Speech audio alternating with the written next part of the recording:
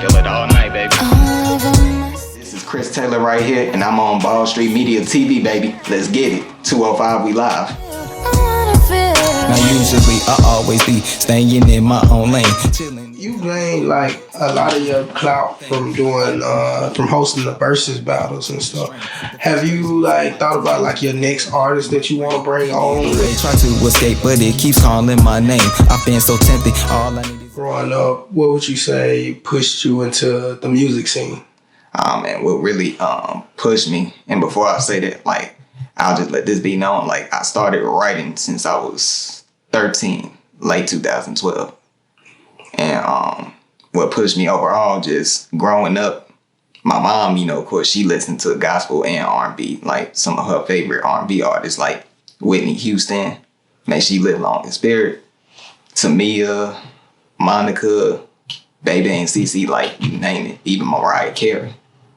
And, you know, my dad, he listened to rap, like, all types of stuff, Jay-Z, Nas, Tupac, Biggie, Brother Lynch Hung, like, just all types of stuff. And he listened to a little R&B too, like Joe. And shout out to Joe, because here's a funny thing, like, 2020, right? When me and my dad was in the car, he played a song by Joe, it's called Magic City. And I had no idea the dude was ever from Alabama, specifically Opelika. I thought he was from New York. Yeah. The singer? Yes, the singer, Joe. Damn. Like, because I thought he was from New York or Atlanta, because my dad, like I said, he used to play every song on one of his albums. Like, If I Was Your Man, and he had a song with Papoose called Where You At. So just artists like that like push me, like, and even just specifically rap, if you will. Like I said, Tupac, Biggie, but also a group from Chicago, legendary group Psychodrama. And them dudes, man, they spit, like, if you ever get the chance, check out one of their songs. It's called Magic. It's real dope. It's that Midwest, West Side, Chi-Town flavor, along with Crucial Conflict, Do or Die, Twister, stuff like that. What?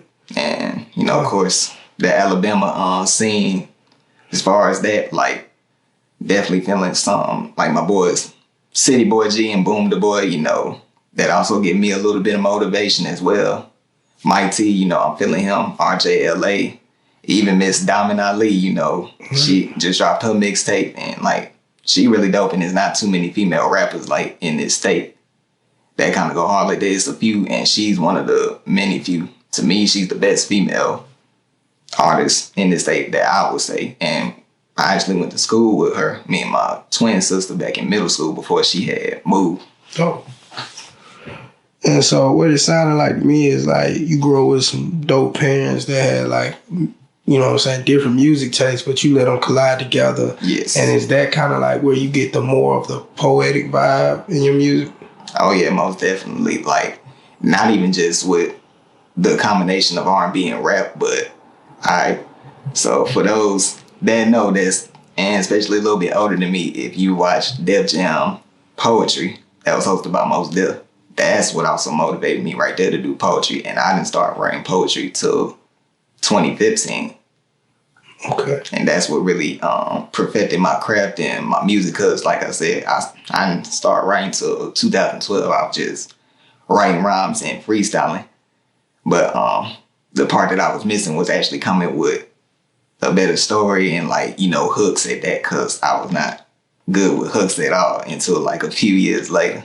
And the poetry kind of helped a little bit, and it gave me more of a deeper purpose and, like, really just comprehend more, especially with artists like, you know, Kendrick Lamar, so to speak. And when I listened to the Good Kid, Mad City album, that showed me right there how poetry is really powerful, especially when you put it into a deeper, you know, comprehending, complex, and, like, explaining certain situations, just, you know, the good, the bad, the beauty of it, just all around. So yeah, that gave me some real deep inspiration. And on top of that, back in high school, and I want to give a shout out to Miss Dr. Reese, my former English teacher, and things like that. She used to have this thing called the Coffee House, and we would be up in the library. We just be doing poetry, and that also really boosted my confidence, just doing poetry in front of just some people.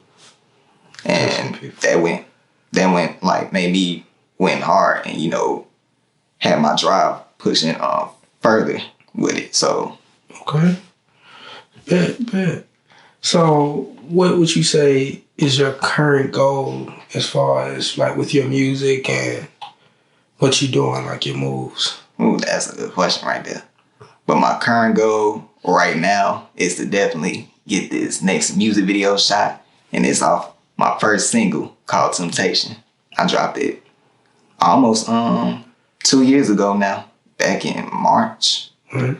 And where I recorded it at, it was at my boy Eternal T studio. Shout out to you, my boy Eternal T, one of the realest Moors out. Mm-hmm. Like, you would not be disappointed. And, you know, each time I was just up in the studio, you know what I'm saying? It was just nothing but positive vibes. Never had no problems with him or nothing. And I also got to give a shout out to, you know, my nigga Braxton. You know, he introduced me to T and stuff like that. We was on our way just freestyling in the car. And once we got there, we was just freestyling all night long. And it was the best experience I ever had. I'll do it again. All love, 100. So with the, like, you from Calera, Alabama, correct? Yeah, currently. And so, like, what would you say the music scene is like out here? Like, you know, so from me being in Calera, right, it might not be so big on the music scene, but I definitely give props to those that actually, you know, at least take somewhat of it serious. And because I ain't really seen much like that lately, especially, I think it started getting somewhere like probably maybe 2018, 2019, just from my perspective. But as it grew, it's like the elevation of it, just like how they do different things and stuff like that, you know, different sounds. It's, you know, it's straight in certain areas, but like for a few, they also really are serious. Like I just named, you know, my boy City Boy G, like, yeah, RJLA, like Mike T, those guys. Yeah, they're definitely serious. Yeah, now for the other ones, and not to call no names and nothing out like that, but for those that's trying to talk all this hard gangster stuff and all that, like, look, I get it. That's what you may like, but if that's really not you, you gotta stop doing that. Like, it's one thing, you know, you probably may have fought some niggas here and there, and we've all had some fights, you know, even at school, but like, it's dudes like really that's in Birmingham, Bessemer and stuff doing that street shit. Now, I'm not doing that because that ain't me. Like, you see me here right now, because if I was doing it, I wouldn't even be doing music, to be honest, because that's kind of hard trying to do that and you affiliated. Not too many niggas can do that. Like, not too many people can do it like how Nipsey Hussle did it, you know, or why G's doing it, or even Eazy-E when he did it. Those dudes was actually really about that lifestyle, you know, not to condone it, but they knew what they was getting themselves into, but they knew how to also do business. Right. And so is that the purity of your music that you know what I'm saying? I can tell that you don't have the street influence in your music.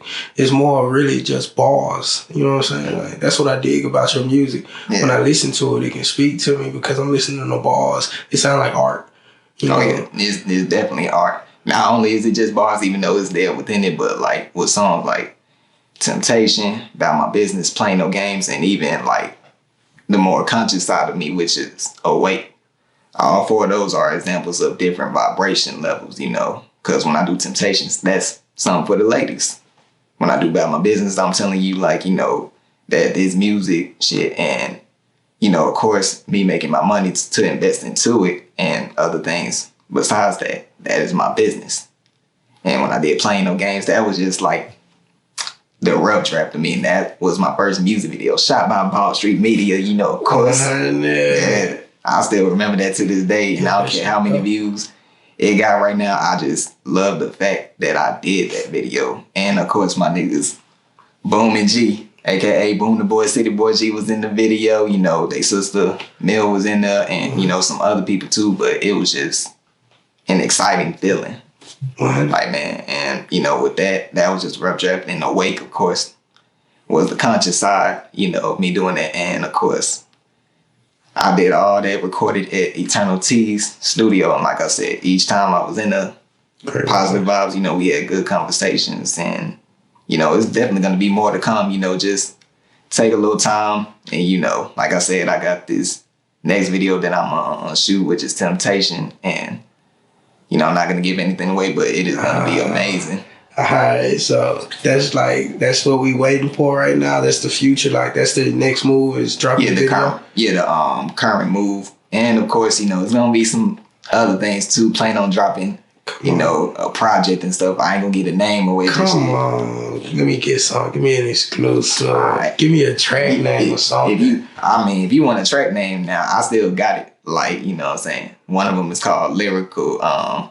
It was called Lyrical Combat, but once I get back in the studio, I'm gonna change it to Lyrical Assassin. Now, the Lyrical Assassin, that's my ego, my main ego, and basically what it means is, lyrically, I'm gonna assassinate, these rappers and stuff like that. It don't matter if you dope or you whack, like that don't matter to me. Like if you want it, come get it. But now if you want an actual battle, and of course I don't battle for free no more, so it's like it come with a price at that. You feel me? Mm-hmm. But that's my main ego, and just lyrically on that side, everything else, like you'll get me just Chris Taylor. You know what I'm saying? But if you want that lyrical side, then that Lyrical Assassin will hit you like that. Especially me being from Alabama, Of course, there might not be too many lyrical artists like that, or ones that can be lyricists. But like, you got me, you got Diamond Ali, you got RJLA, you got my boy G. You even got Dirty Boys from back in the day. And them dude,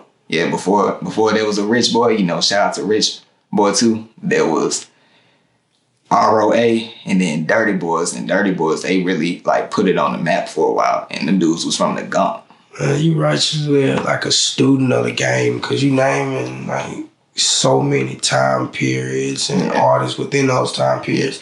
Who would you say is your all-time favorite artist? Well, for one, you looking at him right now. Yeah. That's what I want to hear. Yeah, you looking at him right now. But if I want to say, if you want to go back before me, so I give, props to where it's due, I'll probably say just listen to it, like from Dobie to ROA. It's some other names too, but like I can't remember much right now because it's a lot. Put the top one. I want the top one.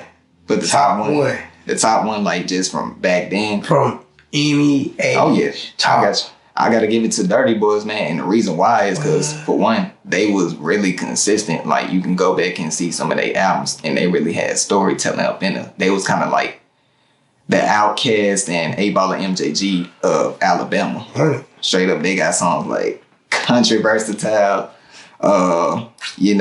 Pimp and Gangster, Candyman, All I Do. They even got Southwest. It's like a combination of Alabama and California, like, South and West side. And I also got to give a shout out to my pops because he put me on that. I didn't know about Dirty Boys till like about 2, almost 3 years ago. So appreciate that. He put me on that Country Versatile. And I was like, damn, who is these niggas? 100. And so you gained like a lot of your clout from doing, from hosting the versus battles and stuff.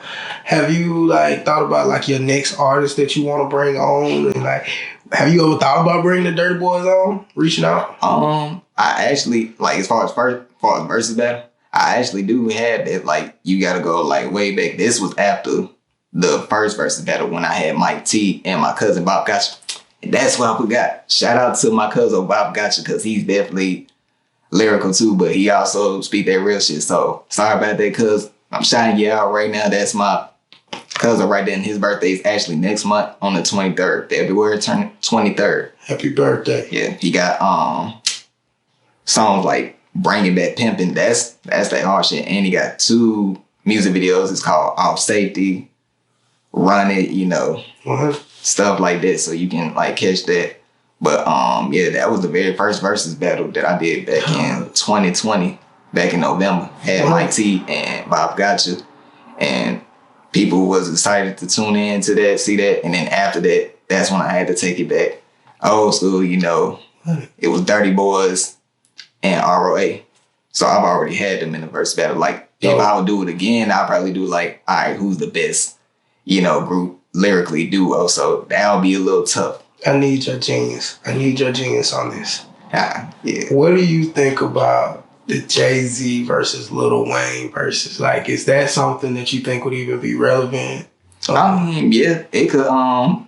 It still could actually be relevant. Now, if you was to ask me my personal opinion, who I think would still win, I think like more so, of course, popularity a little bit, maybe Wayne on this side. But if you want to say musically, I say Jay still would have a beat. That's just my opinion. What? First of all, hold up. Think about it now. Come on. He got songs like "Show Me What You Got," "Big Pimpin'." You know what I'm saying? What's that song? It's called "Blue Magic" by Pharrell. That's a dope song. Yeah. And even damn, it's a lot, man. Shit. Song Cry, Dead Presidents. Like, cause Jay-Z, like his lyrical capability. Now Wayne, when Wayne is rapping, like mixtape Wayne, he actually the truth. Now, record wise, you know, he's Tunechi, so that's what a lot of people tend to forget. Like record wise, mainstream wise, he is Tunechi. When he's spitting and freestyling and stuff like that, like that's Wayne. He go off. But what would be a better versus battle for Jay? Jimmy. Nas. I don't think Nas got the discography for what is called discography. I don't think he got the discography for it. Here's the thing though. You know, he still got some records. It's just like he's more deep and conscious wise. But you know what I'm saying? Besides the fact that he got Ether, which that would be that round.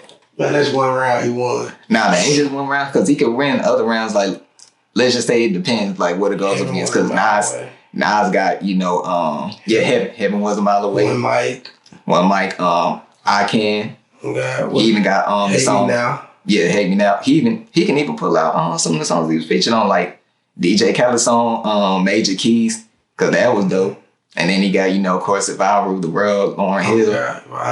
Like, the world. He can even put out that You're the Man, Got Myself a Gun. Even even New York State of Mind. That'll be dope for New York for real. Think about it, because it's like Jay's from Brooklyn and Nas is from Queens. Swish, put that together, baby. Yeah, you gotta put that together. And on top of that, think about it. It'll sell more. Like the Jay-Z and Wayne, that would be cool, but when you got somebody moguls like Nas and Jay, and that's an equal match right there. That is really gonna sell out. It's gonna sell out like more than, you know, with the Bone and 3-6 battle, because that did some numbers. But Jay and Nas, that's like something for the culture. Like some real hip hop shit. But who do you think is a mainstream artist right now that can actually be a match for you lyrically in a versus battle? Like lyrically. Oh man, let me tell you something. All right. First of all, it don't matter to me. I ain't got no pick, so it ain't nobody specific. All I'm gonna say is, if you want to go up against me, like, which I don't have 20 songs right now, but if I did, then yeah, I'll definitely go up against you and still slaughter your ass. I don't care if you's a nigga, a bitch nigga, none of that goddamn, you know, shit. And on top of that, you would go up against one of the realest, the realest from Alabama, goddamn. I'm going to put on for my state, cuz. Lyrical beast. Yeah, because we tend to get, you know, looked over, you know, which is cool and all that. But for those that don't know Alabama, you in a whole world of trouble, goddamn. I'm telling you. Lyrical assassins, like the song. Shout out to that, bro. So, I mean, the people really got a lot from you today, man. And I want to just leave out on this question here.